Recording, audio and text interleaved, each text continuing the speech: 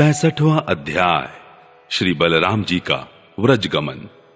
श्री सुखदेव जी कहते हैं, परीक्षित, भगवान बलराम जी के मन में व्रज के नंद बाबा आदि स्वजन संबंधियों से मिलने की बड़ी इच्छा और उत्कंठा थी।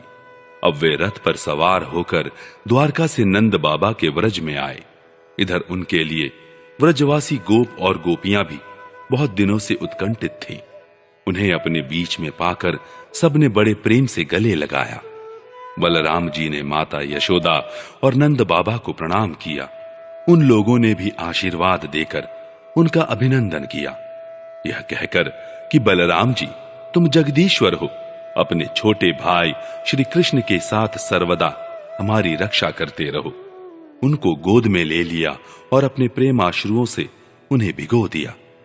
इसके बाद बड़े बड़े गोपों को बलराम जी ने और छोटे छोटे गोपों ने बलराम जी को नमस्कार किया। वे अपनी आयु, मेल जोल और संबंध के अनुसार सबसे मिले जुले। ग्वाल बालों के पास जाकर किसी से हाथ मिलाया, किसी से मीठी मीठी बातें की, किसी को खूब हंस हंस कर गले लगाया। इसके बाद जब बलराम जी की थकावट दूर हो गई, वे आराम से बैठ गए। तब सब ग्वाल उनके पास आए। इन ग्वालों ने कमल नयन भगवान श्री कृष्ण के लिए समस्त भोग, स्वर्ग और मोक्ष तक त्याग रखा था। बलराम जी ने जब उनके और उनके घर वालों के संबंध में कुशल प्रश्न किया, तब उन्होंने प्रेम गदगद वाणी से उनसे प्रश्न किया, बलराम जी, वसुदेव जी आदि हमारे सब भाई बंधु सकुशल हैं ना? अब आप लोग स्त्री पुत्र आदि के साथ रहते हैं, बाल बच्चेदार हो गए हैं। क्या कभी आप लोगों को हमारी याद भी आती है? यह बड़े सौभाग्य की बात है कि पापी कंस को आप लोगों ने मार डाला और अपने सुहृद संबंधियों को बड़े कष्ट से बचा लिया। यह भी कम आनंद की बात नहीं है कि आप लोगों ने और भी बहुत से शत्रुओं को मार डाला या जीत लिया और अब अत्यंत सुरक्षित दुर्ग में आप लोग निवास करते हैं। परीक्षित, भगवान बलराम जी के दर्शन से, उनकी प्रेम भरी चितवन से गोपियां निहाल हो गईं। उन्होंने हंसकर पूछा, क्यों बलराम जी, नगर नारियों के प्राण वल्लभ श्री कृष्ण अब सकुशल तो है ना? क्या कभी उन्हें अपने भाई बंधु और पिता माता की भी याद आती है? क्या वे अपनी माता के दर्शन के लिए एक बार भी यहां आ सकेंगे? क्या महाबाहु श्री कृष्ण कभी हम लोगों की सेवा का भी कुछ स्मरण करते हैं? आप जानते हैं कि स्वजन संबंधियों को छोड़ना बहुत ही कठिन है। फिर भी हमने उनके लिए माँ बाप, भाई बंधु, पति पुत्र और बहन बेटियों को भी छोड़ दिया। परंतु प्रभु, वे बात की बात में हमारे सौहार्द और प्रेम का बंधन काटकर हमसे नाता तोड़कर परदेश चले गए। हम लोगों को बिल्कुल ही छोड़ दिया। हम चाहती तो उन्हें रोक लेती, परंतु जब वे कहते कि हम तुम्हारे ऋणी हैं, तुम्हारे उपकार का बदला कभी नहीं चुका सकते, तब ऐसी कौन सी स्त्री है जो उनकी मीठी मीठी बातों पर विश्वास न कर लेती? एक गोपी ने कहा, बलराम जी, हम तो गांव की गवार ग्वालिनें ठहरी, उनकी बातों में आ गई, परंतु नगर की स्त्रियां तो बड़ी चतुर होती हैं। भला वे चंचल और कृतज्ञ श्री कृष्ण की बातों में क्यों फंसने लगी? उन्हें तो वे नहीं छका पाते होंगे। दूसरी गोपी ने कहा, नहीं सखी, श्री कृष्ण बातें बनाने में तो एक ही हैं। ऐसी रंग बिरंगी मीठी मीठी बातें करते हैं कि क्या कहना। उनकी सुंदर मुस्कुराहट और प्रेम भरी चितवन से नगर नारियां भी प्रेमावेश से व्याकुल हो जाती होंगी और वे अवश्य उनकी बातों में आकर अपने को निछावर कर देती होंगी। तीसरी गोपी ने कहा, अरे गोपियों, हम लोगों को उसकी बात से क्या मतलब है? यदि समय ही काटना है तो कोई दूसरी बात करो। यदि उस निष्ठुर का समय हमारे बिना बीत जाता है तो हमारा भी उसी की तरह, भले ही दुख से क्यों ना हो, कट ही जाएगा।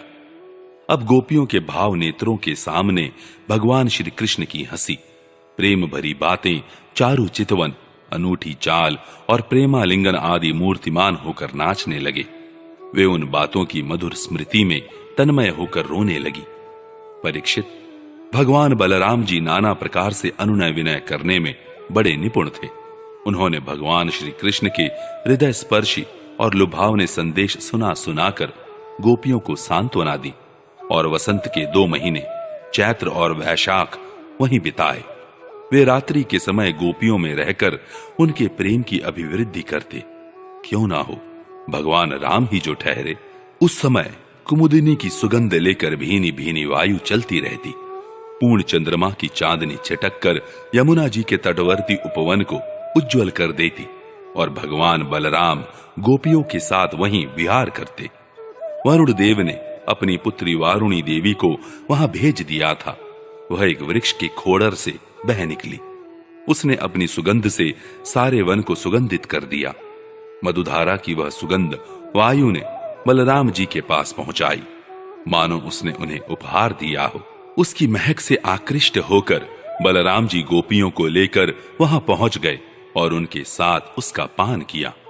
उस समय गोपियां बलराम जी के चारों ओर उनके चरित्र का गान कर रही थी और वे मतवाले से होकर वन में विचर रहे थे। उनके नेत्र आनंद मद से विह्वल हो रहे थे। गले में पुष्पों का हार शोभा पा रहा था। वैजंती की माला पहने हुए आनंदोन्मत्त हो रहे थे। उनके एक कान में कुंडल झलक रहा था। मुखारविंद पर मुस्कुराहट की शोभा निराली ही थी। उस पर पसीने की बूंदें हिमकण के समान जान पड़ती थीं। सर्वशक्तिमान बलराम जी ने जल क्रीड़ा करने के लिए यमुना जी को पुकारा, परंतु यमुना जी ने यह समझकर कि ये तो मतवाले हो रहे हैं, उनकी आज्ञा का उल्लंघन कर दिया। वे नहीं आई। तब बलराम जी ने क्रोधपूर्वक अपने हल की नोक से उन्हें खींचा और कहा, पापिनी यमुने, मेरे बुलाने पर भी तू मेरी आज्ञा का उल्लंघन करके यहां नहीं आ रही है, मेरा तिरस्कार कर रही है। देख, अब मैं तुझे तेरे स्वेच्छाचार का फल चखाता हूं। अभी अभी तुझे हल की नोक से 100 टुकड़े किए देता हूं। जब बलराम जी ने यमुना जी को इस प्रकार डांटा फटकारा, तब वे चकित और भयभीत होकर बलराम जी के चरणों पर गिर पड़ी और गिड़गिड़ाकर प्रार्थना करने लगी। लोकाभिराम बलराम जी महाबाहो, मैं आपका पराक्रम भूल गई थी। जगतपते, अब मैं जान गई कि आपके अंश मात्र शेष जी इस सारे जगत को धारण करते हैं।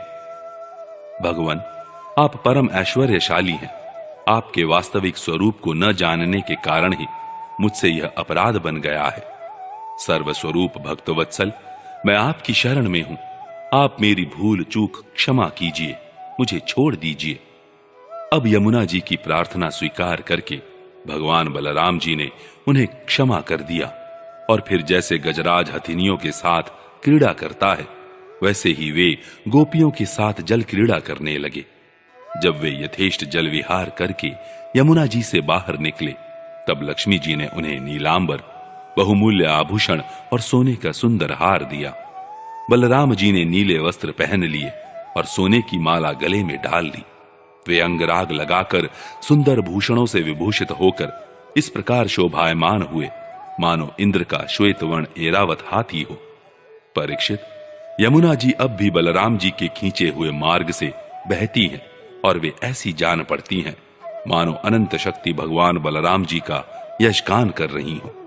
बलराम जी का चित्त व्रजवासिनी गोपियों के माधुर्य से इस प्रकार मुग्ध हो गया कि उन्हें समय का कुछ ध्यान ही न रहा।